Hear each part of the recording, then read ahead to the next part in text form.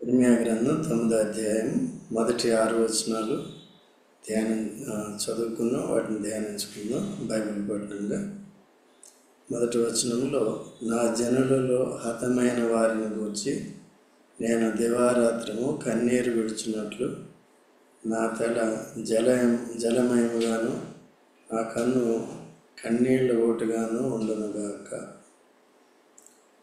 నా జనుల్లో హతమైన వారిని గురించి ఇక్కడ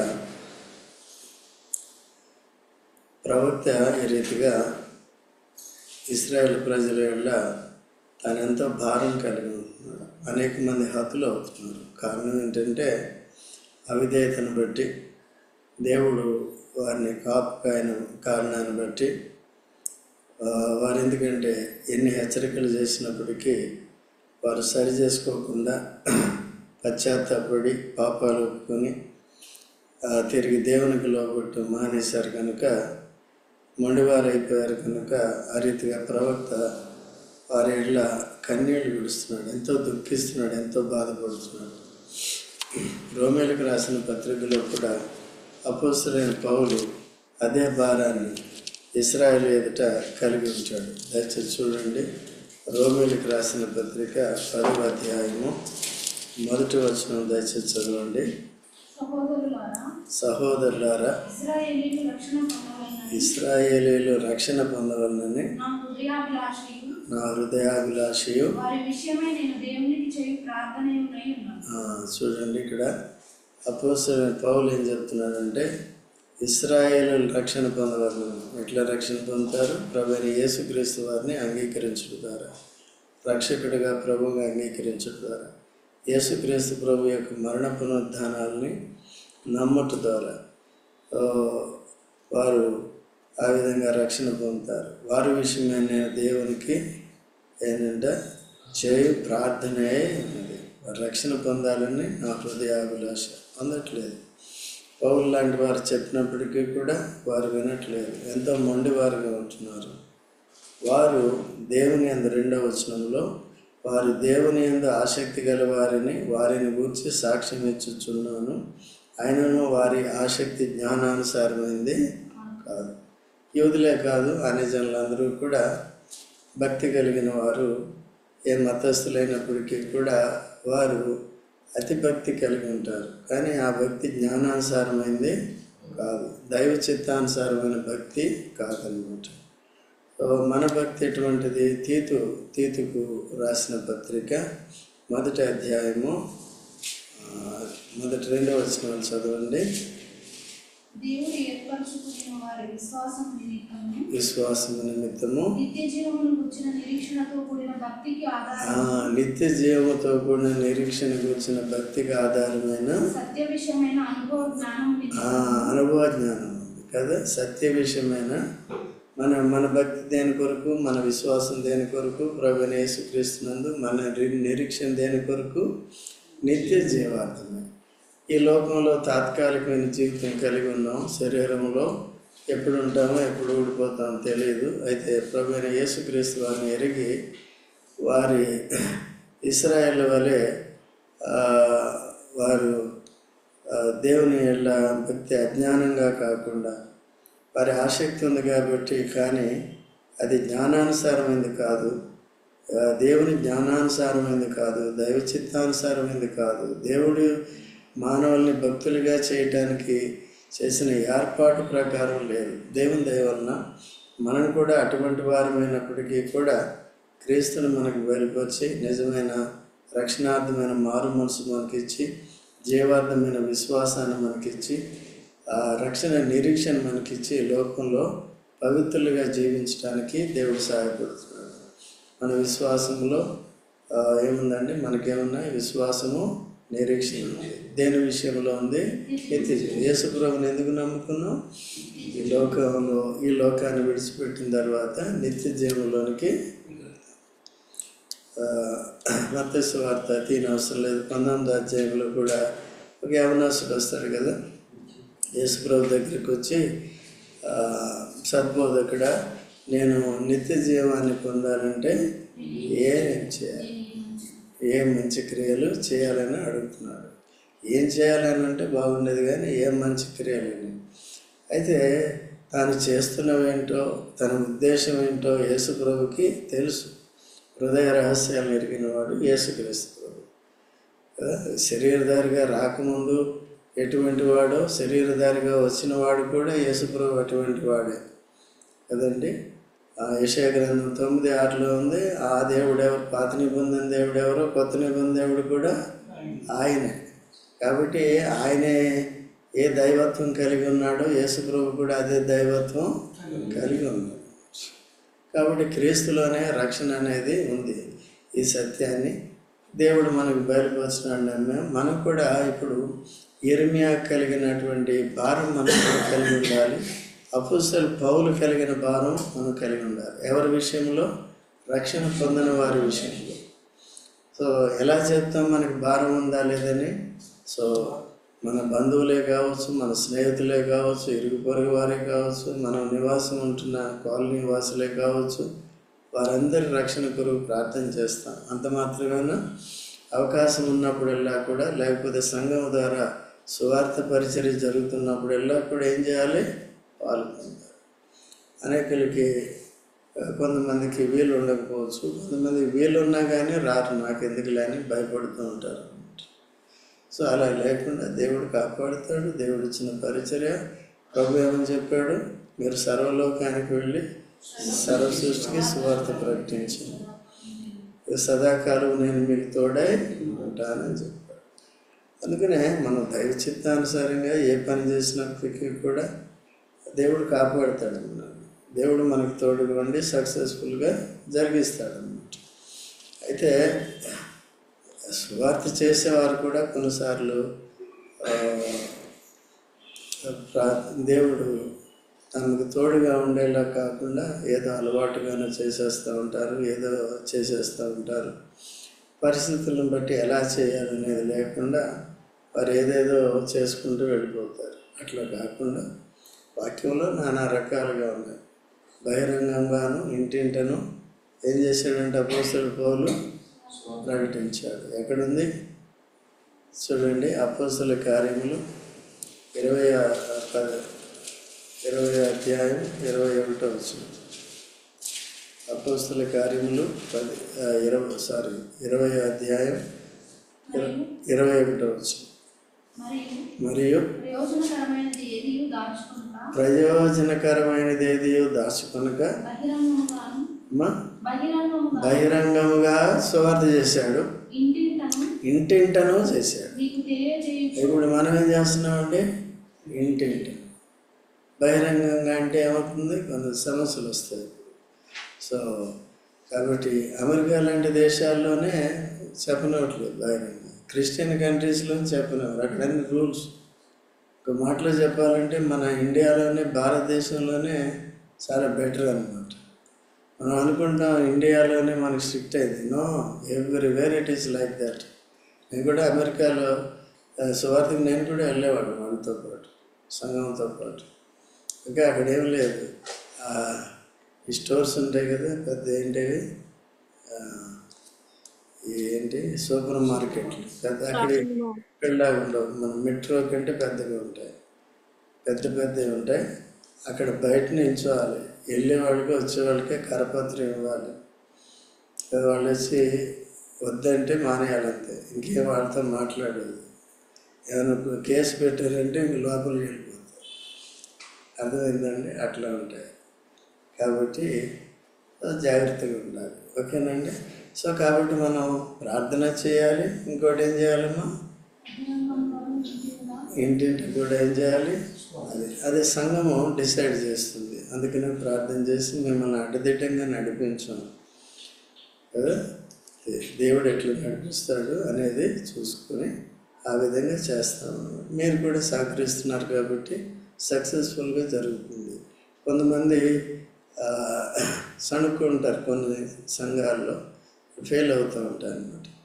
అలాగే చేస్తే ఇంటింటి సువార్త ఎందుకు బహిరంగంగా చేద్దాం, మైక్ తీసుకుని చేద్దాం అంటారు, కొంతమంది ఉంటారు. సో అట్లా కుదరదు. కాబట్టి పరిస్థితిని బట్టి దేవుడు ఎట్లా నడిపిస్తే మనం అట్లా ఏం చేయాలి? నడుచుకోవాలి. లోకంలో ఉన్న పరిస్థితులను కూడా మనం ఏం చేయాలి? అర్థం చేసుకుని జాగ్రత్తగా చేసుకోవాలి. పౌలు లాంటి వాళ్ళు అలా చేశారు. మనం కూడా ఇంకా ఇంటింటి సువార్త అంటే వీఆర్ టచింగ్ ఎవ్రీ డోర్ అన్నమాట. వాళ్ళు సర్వలోకానికి వెళ్ళాలి. ఇప్పుడు స్థానిక సంఘం స్థానికంగా చూసుకోవాలి. ఈ స్థానిక సంఘాలు కూడా ఏంటంటే, నేను ఉత్తరప్రదేశ్ వెళ్ళాలి, జార్ఖండ్ వెళ్ళాలి, ప్రతి చోట దేవుడు పెట్టాడు, వెళ్ళొచ్చు, తప్పలేదు. కానీ ఫస్ట్ స్థానిక సంఘం ద్వారా కూడా ఏం చేయాలి, నువ్వు ఉన్న చోట కూడా ఎక్కడ సాక్షులై ఉండాలంటే యెరూషలేములోను, యోదయ, సమరయ, బోధయ.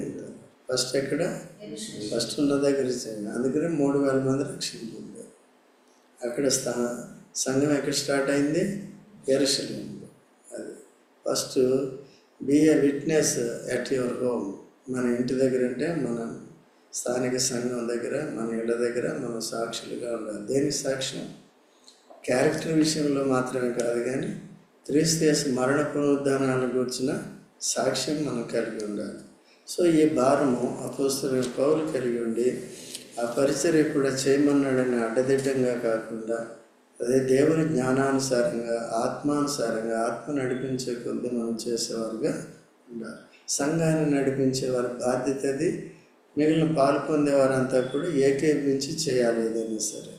అది మళ్ళీ కొంతమంది వచ్చి ఇట్లా చేస్తే బాగుంటుంది, అట్లా చేస్తే బాగుంటుంది అని చేయకూడదు. అట్లా కూడా నాతో చేయించారు. నేను చెప్పినప్పుడు అట్లా కాకుండా, అలాంటప్పుడు వాళ్ళు ఎవరైనా సలహా చెప్తే నేను వెళ్ళేవాడిని కాదు. మీరు వెళ్ళండి అని చెప్పి దెబ్బలు తిని వచ్చేవారు. అర్థమైందండి? ఇప్పుడు మీరు అట్లా చేస్తున్నారా? చేయండి చూద్దాం. ఓకేనండి? అట్లా వద్దు, మనం జాగ్రత్తగా చూసుకుని వెళ్ళాలి. అది కూడా కొన్నిసార్లు అనుమతించడు. మనం ఏదైనా ఆటంకం వచ్చినప్పుడు కూడా కామ్గా ఉండి ఇక్కడ ఉండి ఏం చేస్తాం? ప్రార్థన చేసుకోవాలి. సో ఇలాగా అన్ని సంఘాలు కూడా చేయాలని మనం కూడా ప్రార్థన చేయాలి. తర్వాత ఇర్మీయా గ్రంథం 2వ వచనంలోకి వద్దాం. 9:2 నా జనులందరూ వ్యభిచారులను ద్రోహుల సమూహమునై ఉన్నారు. ఆహా ఆహాహా, అరణ్యములో బాటసారుల బస నాకు దొరికిన ఎంత మేలు. నేను నా జనులను విడిచి వారి యొద్ద నుండి తొలగిపోదు. చూడండి, ఇశ్రాయేలు ప్రజలు ఎవరంటే వారు వ్యభిచారులు. రెండోది ఏంటంటే ఇట్లా సంఘాల్లో కూడా వ్యభిచారులు, ద్రోహులు ఉంటే ఎట్లా అండి? వ్యభిచారము 2 రకాలు. ఒకటి ఏంటి? ఆత్మీయ వ్యభిచారం ఉంటుంది. రెండవది భౌతిక మనుషులు వ్యభిచారులుగా ఉంటారు. సో మూడవది ఏంటంటే లోక స్నేహం కూడా వ్యభిచారం. యాకోబు 4:4 ఉంటాడు, వ్యభిచారులారా ఈ లోక స్నేహం దేవునికి వైరమని మీరు ఎరుగరా. కాబట్టి పరిశుద్ధాత్మ దుఃఖపడతాడు అన్నమాట. ఎక్కువ అంతా కూడా దేవుని బిడ్డలో అని చెప్పుకుంటూ ఈ లోకంలోనే గడుపుతూ ఉంటారు. కొంతమంది టీవీల ముందు కూర్చుంటూ ఉంటారు. సో కాబట్టి ఈ టెక్నాలజీ పెరిగే కొద్ది మంచి చెడు రెండూ కూడా వచ్చేస్తుంది. టీవీలో ఒక మంచి ఉంటుంది, చెడు ఉంటుంది. కాబట్టి విశ్వాసులైన వారు మంచిగా కోరుకోవాలి, చెడు కోరుకోవాలా? మంచి. కానీ ఎంతమంది కోరుతారు? ఐ డౌట్ కదా. ఈవెన్ ఫోన్, సరే టీవీ అయిపోయింది, ఫోన్ ఎక్కడైనా అదే పెట్టుకోవచ్చు. అర్థమవుతుందండి? చాలా ఇబ్బంది అవుతుంది. నేను రోడ్డు మీద స్కూటర్ తీసుకుని వెళ్ళాలి అంటే ఇబ్బంది అవుతుంది. ఆ నడిచేవాళ్ళు ఫోన్ చూసుకుంటూ వెళ్తారు, రోడ్డు మధ్యలో నడుస్తారు, ఎటు తిరుగుతాడో అర్థం కాదు చోటు. అది స్కూటర్ మీద వచ్చేవాళ్ళు కూడా ఫోన్ చూసుకుంటూనే వస్తారు, మాట్లాడుకుంటూనే వస్తారు. అదేంటి హారన్ కొట్టినా వాడికి వినపడదు. ఎక్కడ ఎదురుగా వస్తూ ఉంటారు, సెంటర్లో డైరెక్ట్గా హెడ్ ఆన్ వచ్చేస్తూ ఉంటారు కదండి. అటువంటి రీతిగా ఉంటుంది ఈ దినాల్లో. అలా లేకుండా ఉండకూడదు, జాగ్రత్తగా ఉండాలి.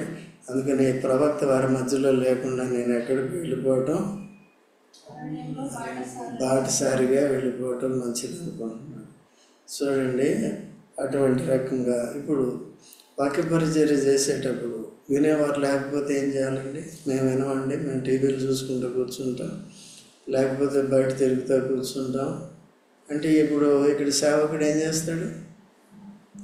ఎడదినాల్లో చాలామంది అట్లా ఉన్నారు. మీరంతా ధన్యులు, మంచివాళ్ళు మీరు.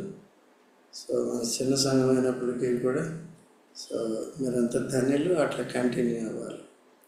లేకపోతే దేవుడు ఏర్పాటు చేసిన ఇదంతా ఏమవుతుంది? సేవకులు ఉండటం కూడా అదొక ధన్యత సంఘానికి కదా. సో కాబట్టి వారి ద్వారా జరిగించే పరిచర్యను అందరూ కూడా ఏం చేయాలి? సరే, మీరందరూ కూడా ఉండటం మంచిది.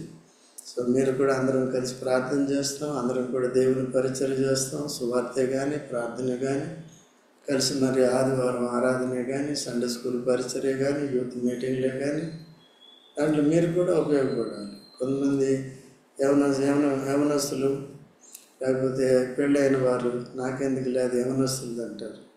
అట్లా లేదు. మీకు కూడా తలాంతులు వరాలు ఉంటాయి. మీరు కూడా వచ్చి కూర్చోవచ్చు, నేర్చుకుని అవసరమైనప్పుడు ఇతర యూత్కి పరిచర్య చేయటానికి కూడా ఉపయోగపడతారు అన్నమాట. అట్లా లేకుండా మనం ఇంట్రెస్ట్ పెంచుకోవాలి. ఇది నాకెందుకులే, ఆ టైంలో ఏం చేస్తావు నువ్వు? ఏదో పనికిరాని చేసుకుంటావు కదా. సహోదరులు ఉన్నారు, ఇంట్లో బాధ్యతలు ఉంటాయి. So it's okay. అయినప్పటికీ కూడా సహోదరులు కొంతమంది కంపల్సరీ కనెక్ట్ అవుతారు ఎనీ మీటింగ్. ఓకేనా? సో అట్లా మీ మనస్సాక్షికి వదిలేస్తున్నాం, జాగ్రత్తగా అట్లా చూసుకోవాలన్నమాట. 3వ వచనం చూస్తే, వెంట్లను త్రొక్కి ఉంచినట్లు అబద్ధమాటకే వారు తమ నాలుకను వంచుదురు కదా. ఎలాగంటే నాలుకని ఎలాగ ఉంచుతానంటే, ఇల్లంటే బాణం. పాతకాలంలో ఏముండేవి? యుద్ధాయుధాలు లేనప్పుడు పాతకాలంలో బాణాలు ఉండేవి. కాబట్టి ఉంచినట్టు ఏం చేస్తారు? దావీదు కూడా అటువంటి పరిస్థితిని ఎదుర్కొన్నాడు. చూడండి 12వ కీర్తన మొదటి నుంచి చదవమ్మా. యెహోవా నన్ను రక్షింపును. ఎవరి నుంచి రక్షింపుము? ఎవరు లేరంట? భక్తి గలవారు లేరు. ఎవరండి? చూడండి, సౌలు దావీదుకు మాదిరిగా ఉండవలసిన వాడు ఏం చేస్తున్నాడు ఇప్పుడు? దానికి విరోధంగా భక్తి గలవారు లేకపోయి విశ్వాసమే గతించిపోయింది. ఒకరితో ఒకరు ఏం చేస్తున్నారంట? అబద్ధములాడుదురు.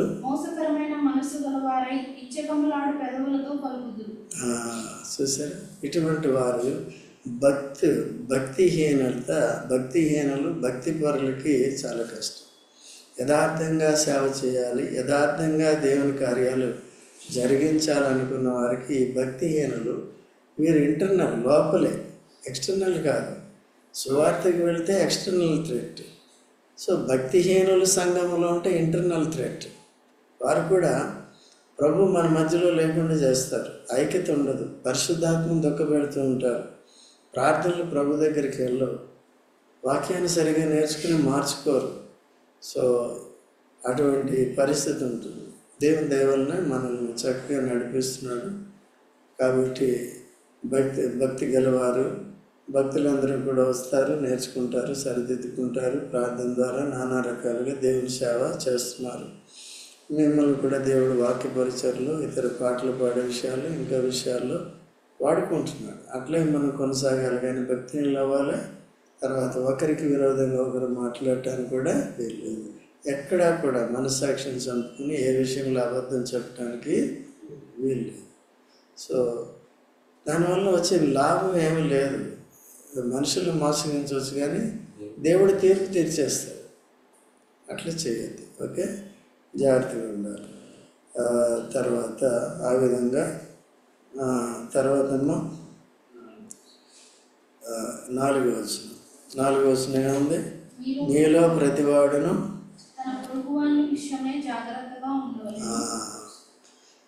మనలో ఇక్కడ జాగ్రత్త అనేది అవసరం. ఎవరి విషయంలో? ఈయన భక్తుడే కదండి, ఈయన చాలా మంచివాడండి, చాలా మంచి సోదరుడు, చాలా మంచి సోదరు, మంచివాళ్ళే కాదని అనట్లేదు. కానీ ఊరికే మనల్ని మనం అప్పగించుకోవద్దు. అందుకని యేసు ప్రభు ఏం చేశాడో తెలుసా? చూడండి, యోహాను సువార్త 2వ అధ్యాయము 24వ వచనం. అయితే యేసు అందరినీ ఎరిగినవాడు కనుక ఇవన్నీ ఇంపార్టెంట్ కాబట్టి రాసి పెట్టుకోండి అందరూ కూడా. యేసు అందరినీ ఎరిగినవాడు కనుక తను వశం ఎందుకు చేసుకోలేదండి? అందరినీ ఎరిగినవాడు. ఇప్పుడు పేతురుని నమ్మాడా? నమ్మనందుకే అన్ని హెచ్చరికలు. తప్పిపోతాడని తెలుసు. ఎవరినైనా నమ్మాడా? నన్ను నమ్మి నాకేం అప్పగించాలి? పరిచర్య అప్పగిస్తాడు. పరిచర్య అప్పగించాడంటే మనం ఎట్లా చేయాలి? నమ్మకంగా చేయాలి. ఎవరికి నమ్మకంగా చేయాలి? దేవునికి లెక్క చేయాలి. తర్వాత పరిశుద్ధాత్మను పొందిన తర్వాత వాడు స్వస్థ బుద్ధి పొంది సరిచేయబడి దేవునికి యథార్థంగా నమ్మకంగా శ్రమలు వచ్చినా కష్టాలు వచ్చినా ఏదొచ్చినప్పటికీ చెరసాలైనప్పటికీ సహించి వారి సేవ అది నమ్మకత్వంలో వచ్చారు. యేసు ప్రభు శరీరధారికి ఉన్నప్పుడు పిలువబడినప్పటి నుంచి కూడా 3.5 సంవత్సరాలు ఎంత విసిగించారంటే అంత మాత్రమే కాదు. తిరిగి లేచి ప్రత్యక్షమైన తర్వాత 3వసారి ప్రత్యక్షమైనప్పుడు కూడా నేను చేపలు పట్టుకుని పోతా. మరేంటి, నేను మనుషులను బట్టే జాలరుడిగా చేస్తానని చెప్పాడు. తర్వాత అందరూ విడిచినా నేను విడవనని చెప్పాడు కదా. నేను నీతో పాటు చెరసాల్లోకి వెళ్తా, నీ కొరకు ప్రాణం పెడతానన్నాడు. ఏవైనా ప్రగల్భాలన్నీ కొంతమంది విశ్వాసుల్లో కూడా ఉద్రేకాలతో చెప్పి నేను చేసేస్తాను. నేను నమ్మను. ఎప్పుడు నమ్ముతాను? చేసిన తర్వాత నమ్ముతాను. నేను వచ్చేస్తానన్నా నేను నమ్మను. ఎప్పుడు నమ్ముతాను? అర్థమైంది? మానవులు తప్పిపోతారు. ఎందుకంటే మనుషులు ఎదుట ముందుగా చెప్తాం, వాగ్దానం చేశాం, బట్ అది నెరవేర్చడం దానికి కొద్దిగా శక్తి కావాలి, కొద్దిగా క్రైమ్ అనేది కావాలి. కొంతమంది తీర్మానం చేసుకుంటారు, నేను క్రమంగా ప్రార్థన చేస్తాను, వాక్యం చదువుతాను, మందిరానికి వస్తాను, మంచిది, చేసుకోవాలి. కాబట్టి దానికి తగిన తీర్మానం కూడా మనం ఏం చేయాలి? స్థిరపరచుకోవాలి. దానికి క్రయాన్ని చెల్లించాలి. ఆటంకాలు వస్తుంటాయి, వాటన్నిటిని అధిగమించే రీతిగా ఉండాలన్నమాట. ప్రతివాడు తన పొరుగు అనే విషయమై జాగ్రత్తగా ఉండవలను. ఏ సహోదరిని ఏం చేయకూడదు? సహోదరినా ఇద్దరే ఎవరైనా సరే నమ్మొద్దు కదా. ఇంకో దగ్గర ఉంటుంది, భార్యను కూడా నమ్మొద్దు అని, భర్తను కూడా నమ్మొద్దు. ఏమని మన ఆదామయ్య గారు ఎవరిని నమ్మాడు? ఎవరు నమ్మితే ఏమని చెప్పాము? కొంప ముంచింది. ఆదాము సంతానాన్ని అంతటి కొంప ముంచింది. తన కొంప ముంచింది, మన కొంప ముంచింది, అందరి కొంపలు ముంచింది. యేసు ప్రభు మళ్ళీ ఏం చేశాడు? మన కొంపల్ని కట్టాడు, మళ్ళీ యథార్థతలోనికి తీసుకొస్తాడు.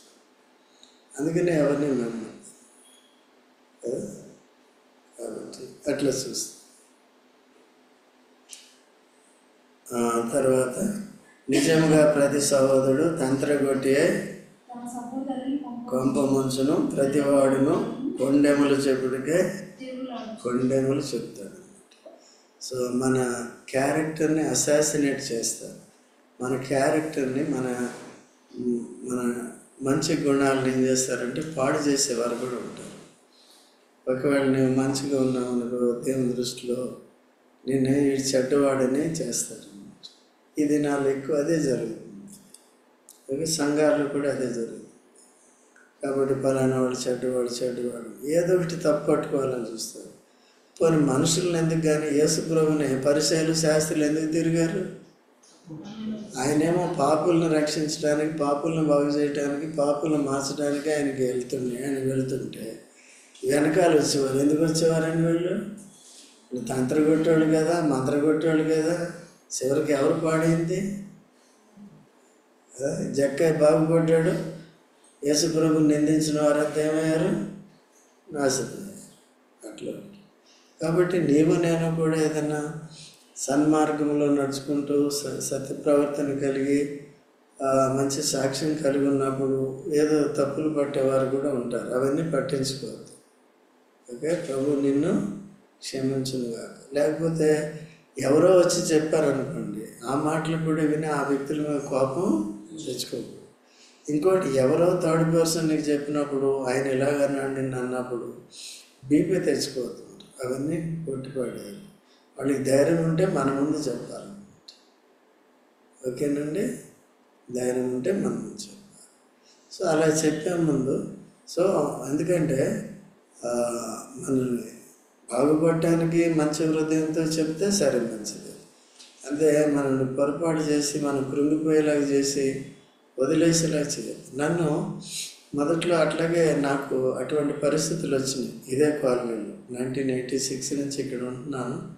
అప్పటి నుంచి ఈ పరిస్థితులు, అప్పుడు ప్రభు నాతో మాట్లాడుతూ వచ్చాడు. ఏదో వచ్చినప్పటికీ అది పట్టించుకోవటం, దాన్ని బట్టి బెదిరిపోయేలాగా నాకు దేవుడు నేర్పించలేదు. చూడండి, గలతీయులకు రాసిన పత్రిక 5వ అధ్యాయం 7వ వచనం.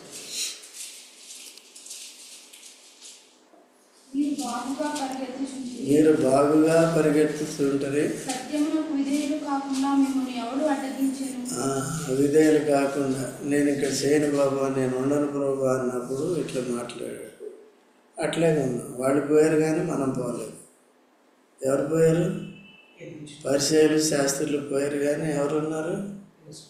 మనం ఏదో మంచివాడు అనగా దేవుడు అలా సిద్ధపరిచి నడిపిస్తాం. ఒకటి ఏంటంటే దేవుని సేవ దైవికమైన విధానంలో చేయాలి.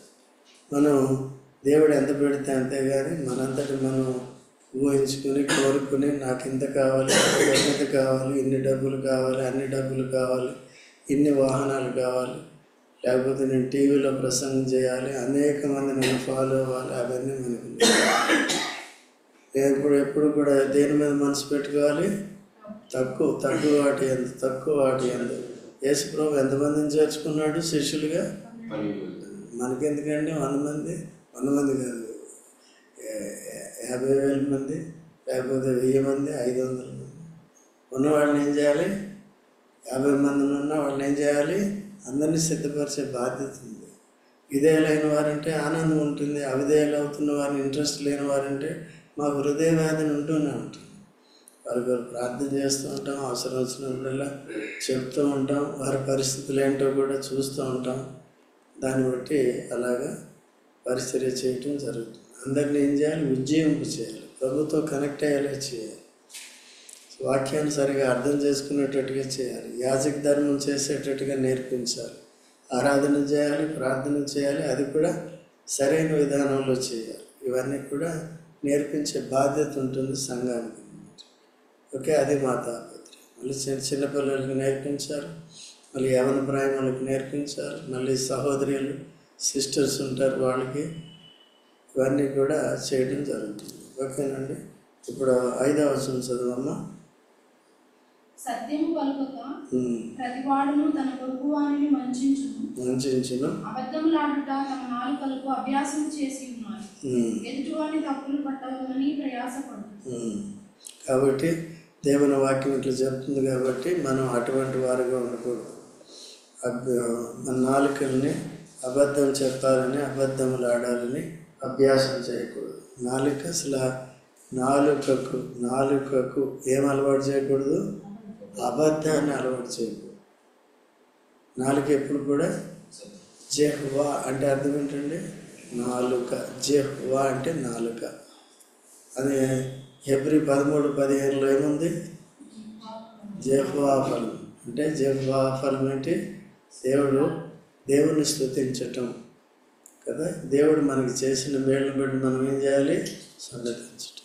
కీర్తన 103లో కూడా దావీదు ఏమంటాడు? ఇప్పుడు ఆయన అబద్ధికుడా? దావీదు అబద్ధికుడా? దావీదులో ఏమన్నా ఒక అబద్ధమైనా చూపిస్తారా? నేను చేయలేదని అన్నాడా? తప్పు చేశాను కదా. మన జీవితాల్లో కూడా విశ్వాసులమైన తర్వాత మనస్సాక్షి విరోధంగా ఎలాగ ప్రవర్తిస్తున్నాము, మన నాలుకను వినియోగిస్తున్నాము చూసుకోవాలి. ఓకే, అందరూ కూడా నాలుకను పవిత్రంగా పొద్దున్నే లేచి పళ్ళు తోముకొని పాసి తీసుకుంటే పవిత్రం అయిపోయింది. ఏ పాసి తీసుకోవాలి? అబద్ధం లేకుండా జాగ్రత్తగా చూసుకోవాలి. ఓకేనండి. తర్వాతమ్మా, నీ నివాస స్థలము కాపట్యము మధ్యనే ఉన్నది, వారు కపటులై నన్ను తెలుసుకొనున్నారు, ఇదే యెహోవా వాక్కు. చూసారు, ప్రవక్త చెప్తున్నాడు, నేను నివాసం ఎక్కడుంది, కాపట్యము మధ్యనే ఉన్నది, వారు కపటులై నన్ను తెలుసుకొనుక ఉన్నారు. ఏలీ కుమారులు కూడా దేవుని ఎరక్క ఏమయ్యారండి? చూడండి, 1 సమూయేలు 2:12 చూడండి.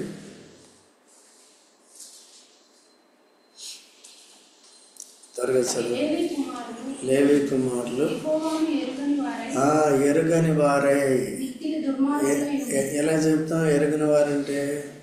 ఎరిగిన వారు దుష్టత్వం చెయ్యరు కదా, పాపపు క్రియలు చేయరు. దేవుని ఎరిగిన వారు పాపపు క్రియలు చేయరు. ఏలీ కుమారులు ఏం చేస్తున్నారు? పాపపు క్రియలు చేస్తున్నారు. ఏం చేస్తున్నారు? ఎందుకన్నాడు ఆ మాట? వాళ్ళు ఏం చేస్తున్నారు? స్త్రీలను పాడు చేస్తున్నారు, వ్యభిచారం చేస్తున్నారు. రెండోది లంచం సమూయేలు కొడుకులు లంచం తీసుకునేది 1 సమూయేలు 8:3 సమూయేలు కొడుకు. సమూయేలు మంచివాడు, కానీ సమూయేలు కొడుకులు ఏమయ్యారు? లంచకులు. ఏలీ కుమారులు ఏమయ్యారు? బలులు. మాంసాన్ని బలవంతంగా తీసుకోవటం, ఉడికిన దాంట్లో యాజకుడు దేవుడు ఎంత తీసుకోవాలో వారికి నియమించాడు. సో బలి వారే అర్పించి దాంట్లో వారి భాగం వారు తీసుకోవాలి. అంతేగాని విపరీతంగా చేసి వ్యభిచారం అంత భయంకరమైన పరిస్థితి ఎక్కడండి? అది దేవుని మందిరం. తర్వాత ఇంకోటి ఏం చేస్తున్నారు? బలులు బలాత్కారంగా తీసుకుంటున్నారు. ఆ విధంగా అపవిత్రులయ్యారు. కాబట్టి ఈ విషయాలన్నింటిలో కూడా అటువంటి భక్తిహీనతలోకి మనం కానీ మన కుటుంబీకులు కానీ ఉండకూడదు. సంఘంలో ఎవరు కూడా ఉండకూడదు. ఏ సంఘంలో కూడా అటువంటి వారు ఉండకూడదు. వీటన్నిటి కొరకు మనం జాగ్రత్త పడి మనం ఈ వాక్యాన్ని అనుసరించాలి. ఇశ్రాయేలు అందరూ కూడా అటువంటి వారంతా నష్టపోయారు, నాశనం అయ్యారు. సో అటువంటి స్థితిలో మనం లేకుండా ఉండాలని మనం జాగ్రత్త పడదాం. దేవుని యందు భయభక్తులు కలిగి దేవుని ఎరిగామని చెప్పుకుని ఎరగనన్నట్టుగా మన క్రియలు ఉండకుండా మన నాలుకని కానీ మన క్రియల్ని కానీ బాగా జాగ్రత్తగా కాపాడుకుందాం. ప్రార్థన చేసుకుందాం.